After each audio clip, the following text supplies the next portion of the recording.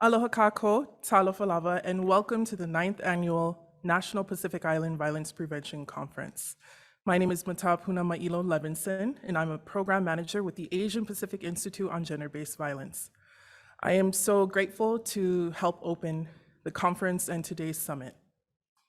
As the Indigenous peoples of Moana Nui Akea, or Oceania, we pay our deep respect and gratitude to the native stewards of the land we are fortunate to gather on for the duration of this conference. Colonially known as Salt Lake City, Utah, we recognize and affirm the Shoshone, Paiute, Goshute, and Ute tribes as its original custodians. As we participate in meaningful discussion and conversation for the next 3 days to educate and better equip our community with the tools necessary to combat the violence that has forcefully embedded itself within our community, we conduct ourselves with appreciation and the understanding that we are uninvited guests, and we bind our liberation to that of our Native relatives here on the continent. We are pleased to invite Kumuhula of Halau Kehaulani Pomai Gawi, who will open our conference with Oli.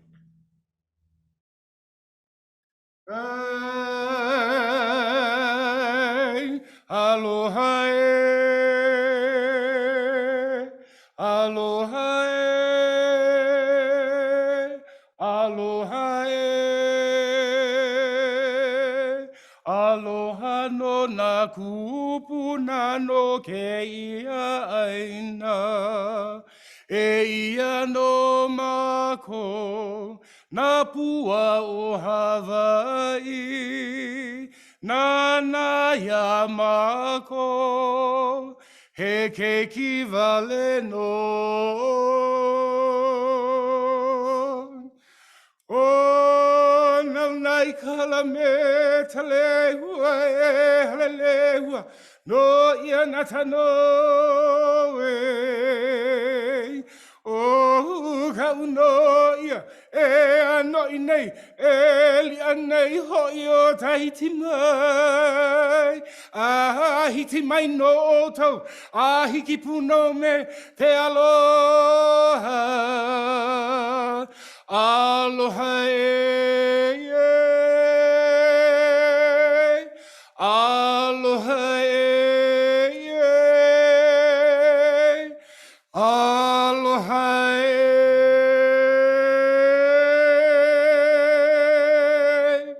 aloha.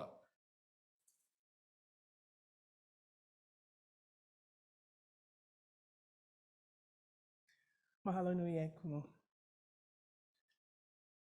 Again, aloha, talofa, and welcome to the first day of the National Pacific Island Violence Prevention Conference. The Pacific Island Violence Prevention Conference was conceived in 2014 under the direction and leadership of our conference founder and partner, Melissa Natane Jones, of the Peninsula Conflict Resolution Center in San Mateo, California. Now in its 9th year, this convening brings Pacifica peoples, advocates, and service providers together for education and networking opportunities related to violence prevention.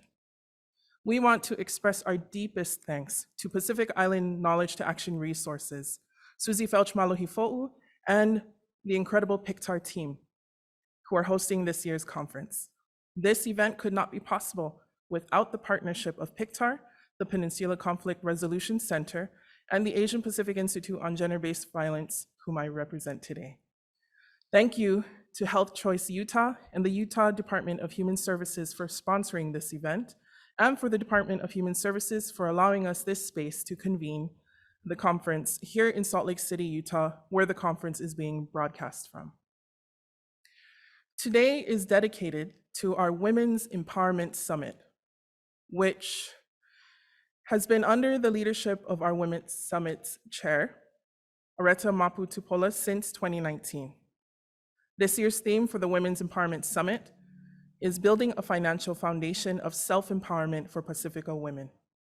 The purpose of this summit is to empower Native Hawaiian and Pacific Island women and survivors with the skills, resources, and networks that support building wealth and financial security, highlighting best practices and the incredible work of community-based organizations, as well as uplifting the stories of Pacifica women leaders in business, public service, nonprofits, and more. We hope all who attend this summit and throughout the conference will leave with tangible tools, resources, research, and connections to a network of Pacifica women, allies who are striving for economic freedom. Most of you are joining us virtually, and to get the most out of your online participation, we ask that you mute yourself throughout the duration of the summit. And if you are having tech difficulties, you may direct message our colleague Daniel, who is listed under the name Pacific Island Violence Prevention Conference. If you have questions for any of the presenters today, submit them through the chat. We have one session with concurrent breakouts, and that is sessions 2A and 2B. I will now read a warm welcome from Sean Reyes, Attorney General for Utah. After which we are pleased to hear some remarks from Erica Moritsugu, Deputy Assistant to the President and the Asian American and Pacific Islanders Senior Liaison. Following Erica's remarks, we will have a presentation of Koe Vaha'a Oe Ongo Fonua, Between Two Shores, a communal art piece and exhibit from Pacifica Enriching Arts of Utah. And then we will hear from our esteemed keynote speaker, Melenani Wai'alai. So our message from Sean Reyes. Aloha, talofa, maloelele, and hello to all. Welcome to the 9th Annual National Pacific Islander Violence Prevention Conference, Confronting Violence from the Intersections. Thanks to programming partners PICTAR, Utah Department of Human Services, Peninsula Conflict Resolution Center of San Mateo, Asian Pacific Institute on Gender-Based Violence, and Health Choice Utah, in addition to the committee and staff who have worked many hours to coordinate this annual event. It is always a privilege to support the gathering of Native Hawaiian and Pacific Islander communities each year, with discussions centered on methods of prevention, intervention, research, and policies. It is my hope this conference continues to uplift, equip, and empower you to work effectively in your community. As you engage with others, may you be emboldened to put into action all you learn. Each of you is a highly valued member who plays a vital role in enhancing the Pacific Islander communities here in Utah and beyond its borders. Thank you for all you do to make Utah a better place and a shining example to other communities. I am so proud of all you do. Mahalo nui loa, Sean D. Reyes, Utah Attorney General. Aloha, maloelele, talofa, hafade, mala'apito to the leadership of Susie and her team at Pacific Island Knowledge to Action Resources and the incredible lineup of experts and community leaders who made today possible. My name is Erica Moritsugu, and I serve as a Deputy Assistant to President Joe Biden and as the first ever Asian American and Native Hawaiian and Pacific Islander Senior Liaison at the White House. In this role, I'm charged with making sure that the impacts of the administration's policies are inclusive of and communicated to our Asian American and Native Hawaiian and Pacific Islander communities, and that the richness and diversity of our communities are no longer invisible. My job cuts across all policy and political areas. It includes the policy areas that you read about or see in the news that are national issues of the day, like the public health impacts of the pandemic, our economic agenda, the caregiving infrastructure crisis, voting rights, and climate change. I also focus on priority issues that are unique to our communities, like expanding language access and increasing data desegregation, and combating anti-Asian hate and violence. As we all know, the past few years saw a spike in anti-Asian violence, with women of all ages as the preferred target. And we've witnessed what the United Nations has widely reported on what they're referring to as the, quote, shadow pandemic of intensifying violence against women and girls, with 45% of women reporting that they or a woman they know have experienced violence since the start of the pandemic.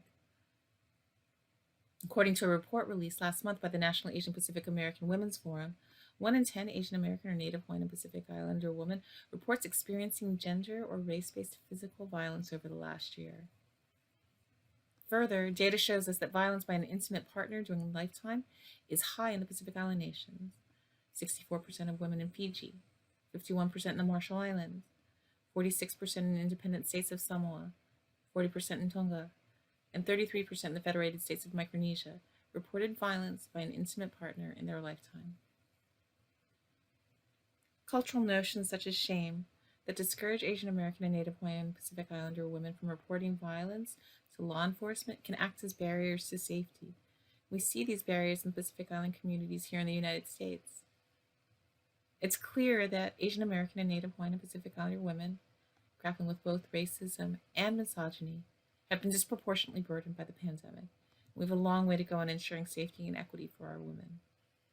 And that's why the Biden-Harris administration is leading a government-wide effort to advance gender equity at home and abroad. Since the Gender Policy Council was established in March of last year, the President and the Vice President and the administration have worked to prevent and respond to gender-based violence. We've invested $1 billion in new funding for domestic violence and sexual assault services through the American Rescue Plan, including $49.5 million for culturally specific community-based organizations. We worked with Congress to reauthorize and strengthen the Bipartisan Violence Against Women Act. And we're reviewing Title IX regulations, developing a national action plan to end gender-based violence, and addressing the crisis of violence against Indigenous women and girls. These are just a few steps the Biden-Harris administration has taken to advance gender equity and opportunity. And we do not do this alone. We can't and we shouldn't, which is why we're committed to local community leaders, to you, to working together to harness the power of every lever we have to ensure safety and to promote equity and to build power for Native Hawaiian and Pacific Islander women, their families, and their communities. And like the Biden-Harris administration, the 9th Annual National Pacific Island Violence Prevention Conference seeks not only to rectify the damage of the pandemic, but to foster a future where Native Hawaiian and Pacific Islander women are empowered and uplifted. This is the only conference of its kind in this country to bring experts, culturally relevant resources, and tools tailored to empower Native Hawaiian and Pacific Islander women. And in doing so, this conference presents an opportunity to tap into the values of our respective Native Hawaiian and Pacific Islander cultures that make us unique and strong to help uplift and to lean on one another. Thank you very much for the opportunity to share this space with you today.